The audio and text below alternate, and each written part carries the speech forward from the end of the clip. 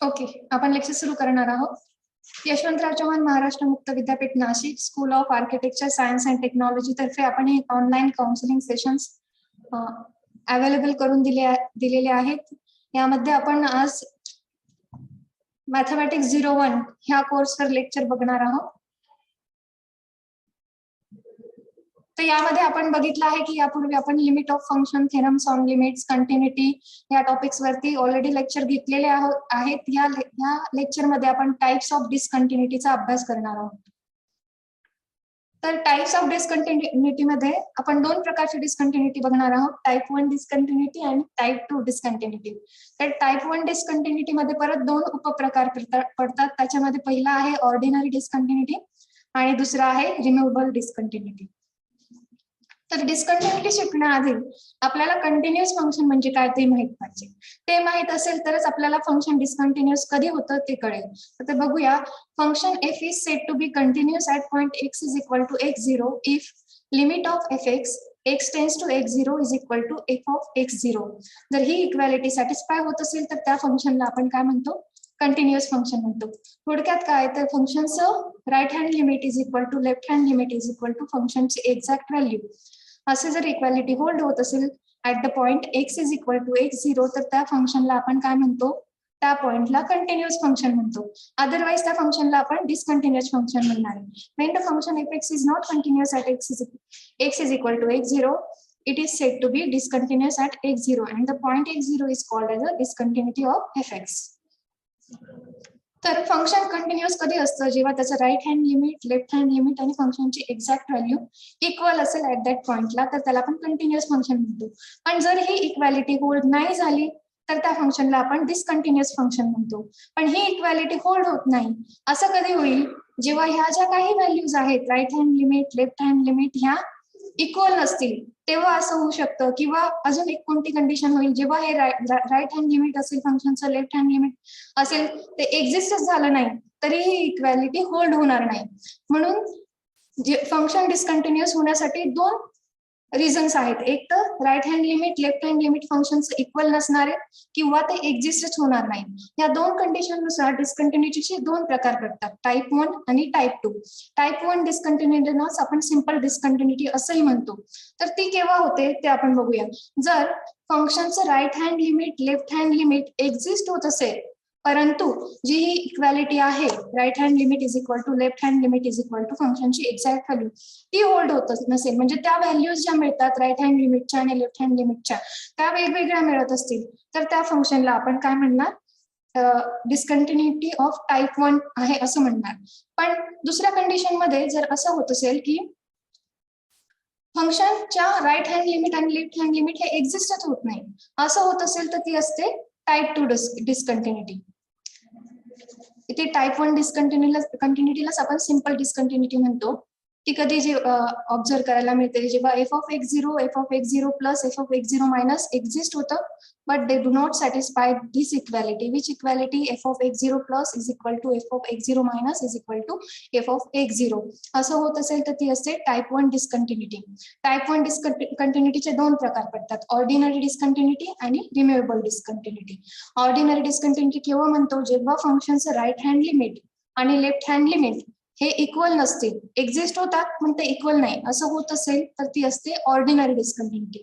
आणि रिमूव्हेबल डिसकंटिन्युटी केव्हा होते, जेव्हा right hand limit is equal to left hand limit ही इक्वॅलिटी होल्ड होते परंतु जी फंक्शनची त्या पॉइंटला व्हॅल्यू आहे ती वेगळी असते, अदर दॅन दीज लिमिट्स. असं होत असते तर ती रिमूव्हेबल डिसकंटिन्युटी असते. या डिसकंटिन्युटीला रिमूव्हेबल डिसकंटिन्युटी का म्हणतात, तर ती आपण रिमूव्ह करू शकतो. कशी रिमूव्ह करू शकतो, बाय रिडिफाइनिंग दिस फंक्शन. या फंक्शनची जी व्हॅल्यू जी इक्वल नाहीये राईट हँड लिमिट आणि लेफ्ट हँड लिमिटला, ती जर आपण रिडिफाईन केली तर आपण ही डिसकंटिन्युटी आहे ती रिमूव्ह करू शकतो, म्हणून तिला रिमूव्हेबल डिसकंटिन्युटी असं म्हटलं जातं. टाइप 2 डिसकंटिन्युटी केव्हा असते, जेव्हा फंक्शनचं right hand limit, left hand limit हे एक्झिस्टच होत नाही, तेव्हा जे फंक्शनची डिसकंटिन्युटी असते तेव्हा ती टाइप 2 डिसकंटिन्युटी असते. इथे ग्राफिकल तुम्ही बघू शकता डिग्रामॅटिकली. डिसकंटिन्युटीचे दोन प्रकार पडतात, टाइप 1, टाइप 2. टाइप 1 मध्ये काय असतं, टाइप 1 लाच काय म्हणतो आपण, सिंपल डिसकंटिन्युटी मध्ये म्हणतो. सिंपल डिसकंटिन्युटी मध्ये नेमकं काय होतं, f of x0 plus f of x0 minus exist होतात पण ते इक्वल नसतात, तेव्हा काय असते टाईप 1 डिस्कंटिन्युटी. सिंपल डिस्कंटिन्युटी मध्ये right hand limit left hand limit exist होतात. त्याच्यामध्ये ऑर्डिनरी डिस्कंटिन्युटी केव्हा बघायला मिळते, जेव्हा right hand limit is not equal to left hand limit. अशी कंडिशन जेव्हा अराईज होते तेव्हा ती असते ऑर्डिनरी टाईप ऑफ डिस्कंटिन्युटी.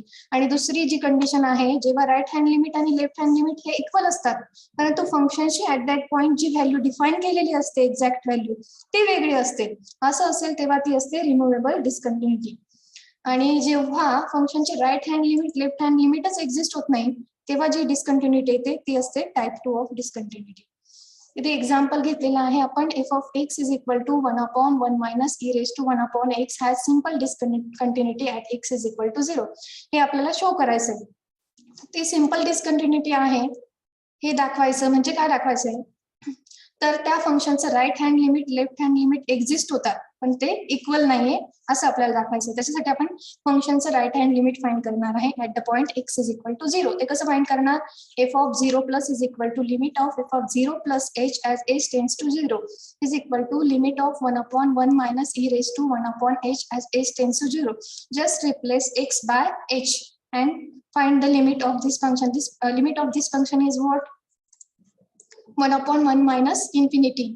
आता हे 1 मायनस इन्फिनिटी कसं आलं, तर limit of e raise to 1/h as h tends to 0 is infinity. That's why this becomes 1/1 minus infinity. 1/1 minus infinity म्हणजे काय असतो, 1/infinity असतो आणि 1/infinityची व्हॅल्यू असते 0. That's why right hand limit of function f of x, this function at x is equal to 0 is equal to 0. आता left hand limit find करूया. Left hand limit कसं find करणार, limit of f of 0 minus h as h tends to 0. Just replace x by minus of h. Therefore, it is equal to limit of 1/1 minus e raised to minus 1/h h tends to 0. आपण इथे ह्या values substitute केल्या तर इथे मिळेल 1/1 minus E raise to minus infinity. E raise to minus infinity म्हणजे काय, E raise to minus इन्फिनिटीची व्हॅल्यू होते 1/infinity. 1/infinity म्हणजे 0. That's why we will get 1 minus 1/0. That is nothing but 1. म्हणजे इथे जे काही राईट हँड लिमिट आणि लेफ्ट हँड लिमिट मिळत आहेत, आपल्याला राईट हँड लिमिट मिळतं 0 आणि लेफ्ट हँड लिमिट मिळते 1. That's why here we are getting right hand limit of function f of x at the point x is equal to 0 is not equal to the left hand limit of that function at that point x is equal to 0. म्हणजे हे दोन्ही limit इथे exist होत आहेत पण त्या values काय मिळत आहेत, वेगवेगळ्या मिळत आहेत. म्हणून जे हे जे फंक्शन आहे त्याला at the point x is equal to 0 जी काही डिस्कंटिन्युटी आहे ती सिंपल टाइप ऑफ डिस्कंटिन्युटी आहे. टाइप 1 ची डिस्कंटिन्युटी आपल्याला ह्या फंक्शनसाठी ह्या पॉइंटला ऑब्झर्व करायला मिळते. नेक्स्ट जे प्रॉब्लेम आहे त्यामध्ये म्हटलेलं आहे, let f x is equal to sine of 1/x for x is not equal to 0 आणि f x is equal to 0 for x is equal to 0. इथे एफ एक्स कसा डिफाईन केलाय, नॉन झिरो एक्सच्या व्हॅल्यूसाठी एफ एक्स डिफाईन केलाय sine of 1/x आणि x is equal to 0 साठी F x ची व्हॅल्यू आहे 0. तर show that f x has a discontinuity of the second type at x is equal to 0. F x ला second type of discontinuity हे show करायचं आहे. Second type of discontinuity कधी असते फंक्शनला, जेव्हा त्याचं right hand limit left hand limit एक्झिस्टच होत नसेल. अशी कंडिशन जेव्हा अराईज होते तेव्हा एफ एक्स ला जी डिस्कंटिन्युटी असते ती टाइप 2 ची डिस्कंटिन्युटी असते. बघूया आपण at the point x is equal to 0 f x right hand limit आणि लेफ्ट हँड लिमिट काढून बघूया, मग बघूया चेक करूया कोणती डिस्कंटिन्युटी ते ऑब्झर्व होते.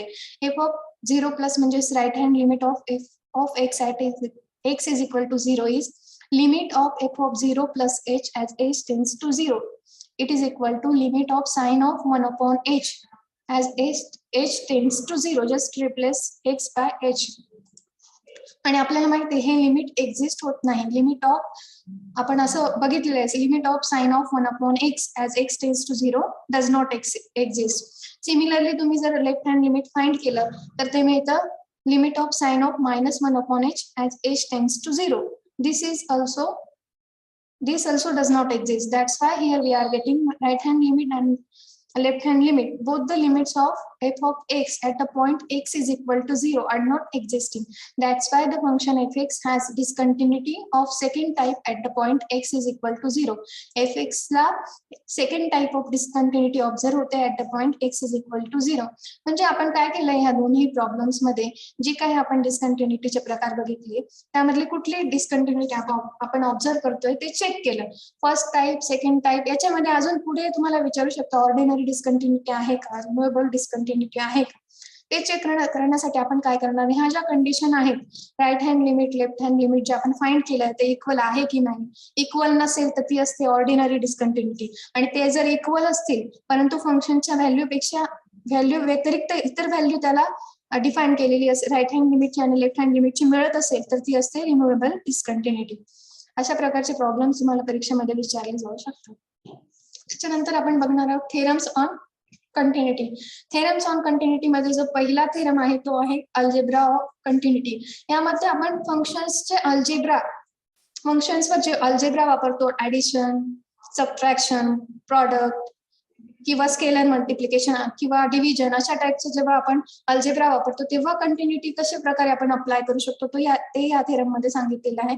अल्जेब्रा ऑफ कंटिन्युटीचा जो थेरम आहे तो काय सांगतो, if f and g are two continuous function at x is equal to x0 and k be any real number then f plus g, f minus g, f into g, k into f are continuous at x is equal to x0 and if g of x0 is non-zero, then f upon g is also continuous at x0. या theorem मध्ये काय सांगितलंय की f and g हे दोन function आहे जे at the point x is equal to x0 ला कंटिन्युअस आहेत. तर त्या दोन्ही फंक्शनचं ऍडिशन म्हणजे f प्लस g, त्या दोन्ही फंक्शनचं सबट्रॅक्शन f मायनस g, त्या दोन्ही फंक्शनचं प्रॉडक्ट f इंटू g किंवा k ह्या रिअल नंबर साठी जो आपण स्केलर प्रॉडक्ट ज्याला इन जनरल म्हणतो k इंटू f असा प्रॉडक्ट, हे जे काही फंक्शन्स आपल्याला मिळतील ते सगळे कंटिन्युअस असतील at the point x is equal to x0 ला, असा हा थेरम स्टेट करतो. आणि त्यासोबतच जर g of x0 non zero असेल तर आपण त्याची डिव्हिजनही कंटिन्युअस आहे at x is equal to x0 ला असं म्हणू शकतो. असं या अल्जेब्रा ऑफ कंटिन्युटी या थेरम मध्ये सांगितलेलं आहे. आता आपण सकाळच्या सेशन मध्ये बघितलं की याचं आपण प्रूफ फक्त ऍडिशन साठी बघितलेलं आहे की ऍडिशनवर जे प्रूफ अप्लाय करतो तेच आपण सिमिलरली सबट्रॅक्शनला पण अप्लाय करू शकतो, प्रॉडक्टला पण अप्लाय करू शकतो. जे काही या थेरमचं प्रूफ आहे त्याच्यामध्ये आपण एकच गोष्ट वापरलेली आहे ती कुठली, अल्जेब्रा ऑफ लिमिट्स नावाचे थेरम्स आहेत, ज्यामध्ये आपण प्रॉपर्टीज ऑफ लिमिट्स मध्ये शिकलेलो आहोत की कशा पद्धतीने दोन फंक्शनचे जर लिमिट डिफाईन झालेले असतील तर त्या फंक्शनच्या ऍडिशनचं लिमिट कसं आपण डिफाईन करतो, त्या फंक्शनच्या सबट्रॅक्शनचे लिमिट आपण कसं डिफाईन करतो, हे थेरम्स आपण आधीच्या युनिटमध्ये शिकलेलो आहोत. त्याचाच उपयोग आपण इथे केलेला आहे. ते काय, let F and G be two continuous function at x is equal to 0. F and G ह्या at x is equal to x0 ला कंटिन्युअस आहे. मग by the definition of continuity आपल्याला काय मिळणार, limit of F X tends to x0 काय असणार आहे, एफ ऑफ x0 असणार आहे. Similarly, g of x is also continuous at x is equal to x0. That's why limit of gx as x tends to x0 काय असणार आहे, g of x0 असणार आहे. आता आपल्याला काय शो करायचं आहे की f प्लस g हे दोन ह्या फंक्शनची ऍडिशन करून जे फंक्शन येणार आहे ते पण ऍट द पॉइंट x0 ला कंटिन्युअस आहे हे शो करायचं आपल्याला. ते शो करण्यासाठी आपण काय करणार, त्या फंक्शनचं लिमिट फाइंड करणार. Limit of f plus g of x as x tends to x0 is equal to limit of f of x plus g of x as x tends to x0.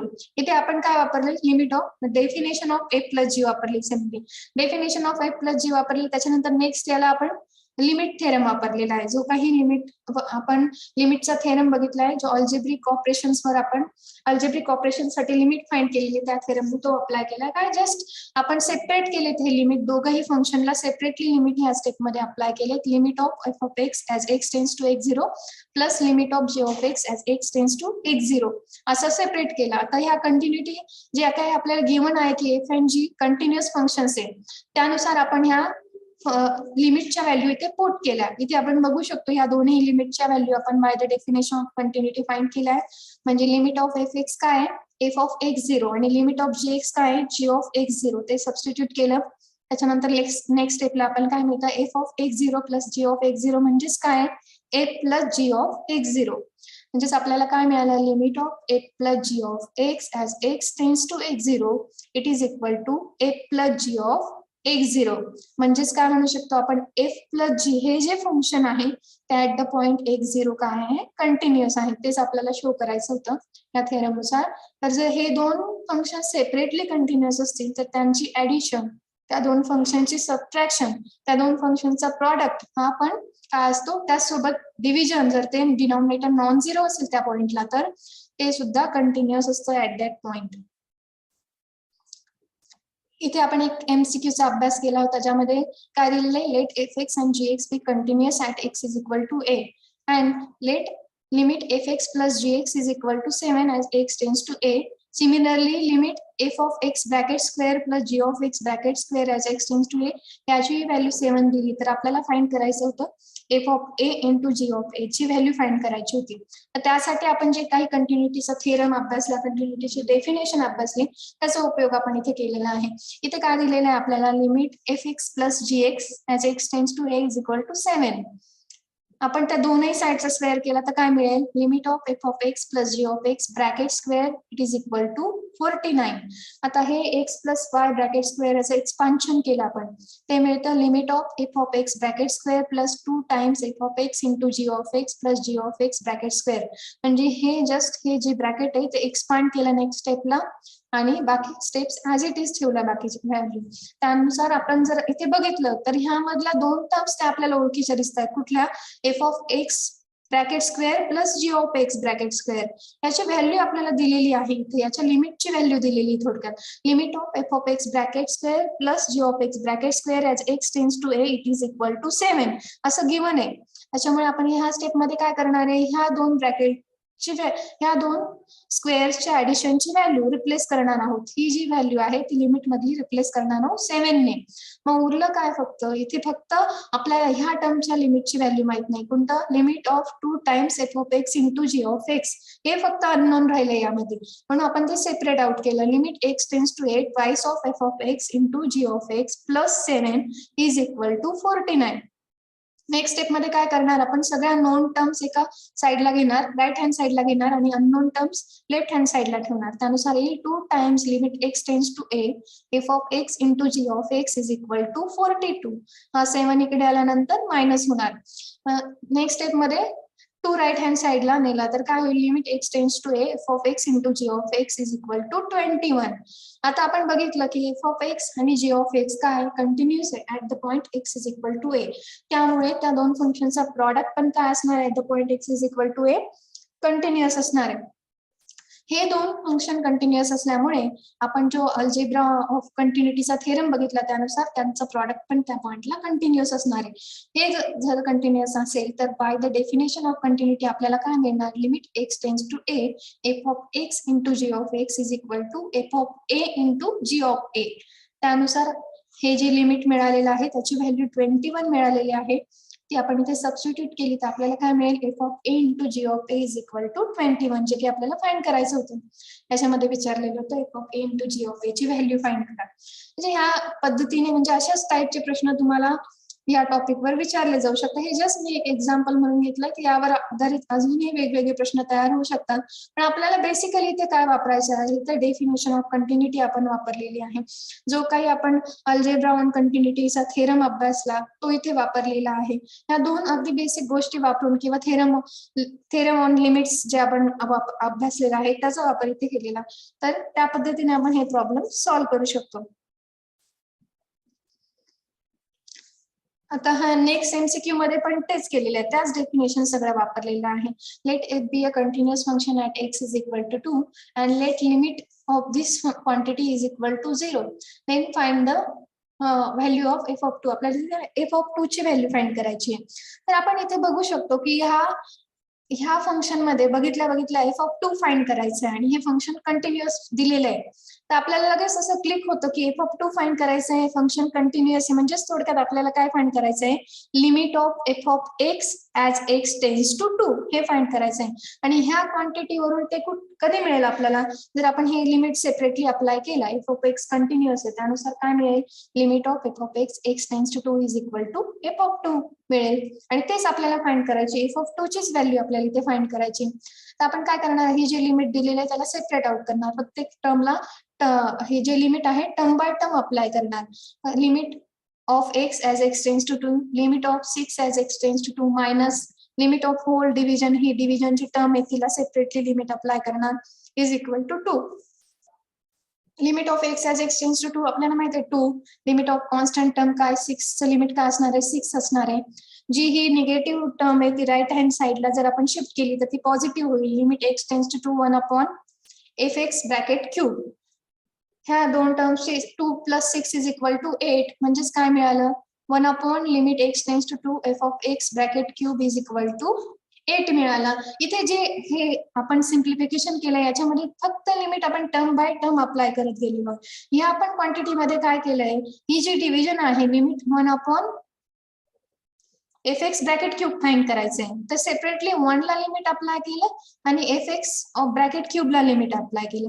पुन्हा fx bracket cube ला apply करताना काय केलं, limit of fx find केला आणि त्याचा hole bracket cube केला. हे सगळं जे काही आपण वापरतोय ते सगळे आपण थेरम्स ऑन लिमिट्स बघितलेले आहेत त्याचा उपयोग करतोय की टर्म बाय टर्म लिमिट्स आपण येथे वापरतो आहे. 1 upon limit x tends to 2 f of x bracket cube is equal to 8. पण आपल्याला हे माहिती आहे limit of fx x tends to 2 किती आहे 2 f ऑफ 2 आहे. म्हणजे ही जी क्वांटिटी आहे ती f ऑफ 2 ने रिप्लेस होणार. म्हणजेच आपल्याला काय मिळेल 1 upon f of 2 bracket cube is equal to 8. म्हणजेच काय मिळेल f of 2 bracket cube is equal to 1 upon 8. Just rearrangement केली इथे आपण टर्म्सची आणि आपल्याला काय फाइंड करायचं होतं f ऑफ 2 फाइंड करायचं होतं. जर f ऑफ 2 चा क्यूब 1 अपॉन 8 मिळतं तर f ऑफ 2 काय असणार आहे 1 अपॉन 2. हेच आन्सर आपण इथे फाइंड केलेलं आहे. या दोनही एक्झाम्पल मध्ये आपण अगदी सिंपल कॉन्सेप्ट वापरलेला आहे. जे गिव्हन आहे आणि जे आपल्याला विचारलेलं आहे त्याचा संबंध आपण कंटिन्युटीची डेफिनेशन आणि थेरम्स वापरून लावलेला आहे. तर अशा पद्धतीने आपण सकाळी ह्या टॉपिक्सवर लेक्चर घेतलेला आहे ज्यामध्ये आपण थेरम्स ऑन कंटिन्युटीचा एक थेरम अभ्यासला आणि मेन म्हणजे डिसकंटिन्युटीचे टाइप्स अभ्यासले जे की खूप महत्वाचे आहे, ज्याच्यावर भरपूर असे एमसीक्यू तयार केले जाऊ शकतात. त्याशिवाय थिअरॉटिकल क्वेश्चन पण विचारले जाऊ शकतात. शो दॅट टाइप की कुठल्या प्रकारची डिसकंटिन्युटी या फंक्शनची या पॉइंटला ऑब्झर्व होते किंवा वेगवेगळे पॉइंट्स तुम्हाला दिले जातील त्या पॉइंटला ते फंक्शन कंटिन्युअस आहे की डिसकंटिन्युअस आहे किंवा डिसकंटिन्युअस असेल तर कुठल्या टाइपची डिसकंटिन्युटी आहे, टाइप 1 ची आहे की टाइप 2 ची आहे, टाइप 1 ची असेल तर ऑर्डिनरी आहे की रिन्युएबल आहे. अशा प्रकारचे प्रश्न विचारले जाऊ शकतात. त्याच्यासाठी एकच बेसिक आहे, तुम्हाला फक्त या ज्या काही चार्ट मध्ये दिलेल्या आहे डिसकंटिन्युटी केव्हा टाइप 1 असते केव्हा टाइप 2 असते, परत ते राईट हँड लिमिट फाइंड करणं. राईट हँड लिमिट कशा पद्धतीने फाइंड केलं जातं फंक्शनचं, तर पहिल्या 2-3 लेक्चर मध्ये याचे एक्झाम्पल पण सॉल्व्ह केलेले आहे की राईट हँड लिमिट फाइंड करायचं म्हणजे काय करायचं, तर limit of f of 0 plus h tends to 0 हे लिमिट फाइंड करायचं. म्हणजे फक्त जिथे फंक्शन मध्ये x असेल त्याऐवजी 0 प्लस h. आता इथे at the point x is equal to 0 आहे म्हणून 0 plus h. At the point x is equal to a असता तर काय केलं असतं आपण limit of f of a plus h at h tends to 0. म्हणजे ऍट दॅट कोणत्या पॉइंटला फाइंड करायचंय त्यानुसार ही इथे a plus h 0 plus h x plus h जे काही असेल त्यानुसार ही करस्पॉन्डिंग क्वांटिटी बदलत जाणार आणि ते लिमिट आपण राईट हँड लिमिट फाइंड करणार. तसंच लेफ्ट हँड लिमिट कसं करतो, limit of f of 0 minus h tends to 0 as आपल्याला इथे x इज इक्वल टू 0 ला फाइंड करायचंय म्हणून. म्हणजे मेन 2-3च कॉन्सेप्टचा इथे आपण अभ्यास करणार आहोत केलेला आहे. ते म्हणजे कंटिन्युटीची डेफिनेशन, थेरम्स ऑन कंटिन्युटी, त्याच्यानंतर थेरम्स ऑन लिमिट्स, त्यानंतर राईट हँड लिमिट कसं फाइंड करणार, लेफ्ट हँड लिमिट कसं फाइंड करणार. या जर गोष्टींचा तुम्ही अभ्यास केला तर आतापर्यंत जे काही टॉपिक आपण कव्हर केलेले आहेत त्यावरचे सर्व न्यूमरिकल्स असतील, एमसीक्यू असतील किंवा कुठलेही शॉर्ट आन्सर्स असतील ते तुम्हाला सॉल्व्ह करणं सोपं होईल. तर सकाळी लेक्चरमध्ये आपण ह्याच टॉपिकचा अभ्यास केला होता, परंतु नेटवर्क इश्यूमुळे ते लेक्चर खूप वेळा बंद झालं आणि जे काही शिकवलं ते मे बी एवढं चांगलं क्लिअर झालं नसेल म्हणून मी हे लेक्चर रिपीट केलेलं आहे. तरी तुम्हाला काही शंका असतील सकाळी सांगितल्याप्रमाणे तुम्ही नोट डाऊन करून ठेवले असतील तर ते तुम्ही विचारू शकता. अजून 5-10 मिनिट आहेत आपल्याकडे, त्या किंवा काही एमसीक्यू असतील, काही प्रॉब्लेम्स असतील ते पोस्ट करू शकता आपण.